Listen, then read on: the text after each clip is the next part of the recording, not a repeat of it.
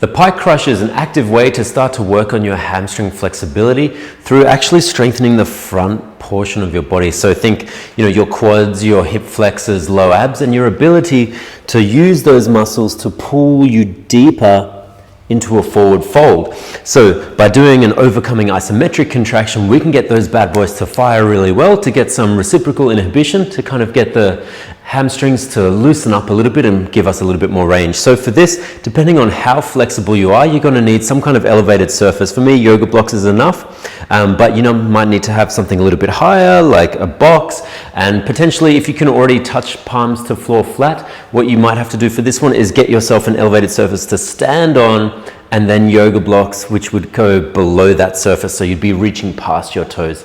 But all it is very simply this. So we're going to set the position by keeping our thighs tight, anterior pelvic tilt, and we're going to go down into our best forward fold. Now from here, I like yoga blocks because you've got different heights you can play with, and as you become more flexible, you can press down more and more and more.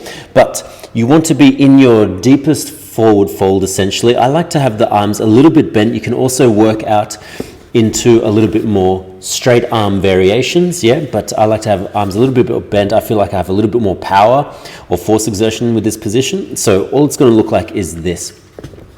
Again, not elbows, the knees are going to be locked out, thighs are going to be tight.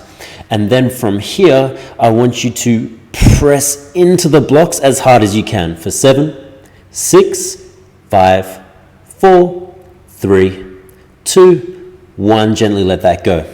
You might do a couple of rounds at this height and then notice that, actually now I can get a little bit lower, a little bit more comfortable. And then you're going to do the same thing. And pressing 7, 6, 5, 4, 3, 2, 1. And you're just going to keep doing this for the prescribed rounds, and you'll notice, hopefully, you'll be able to get a little bit lower, a little bit more comfortably each time.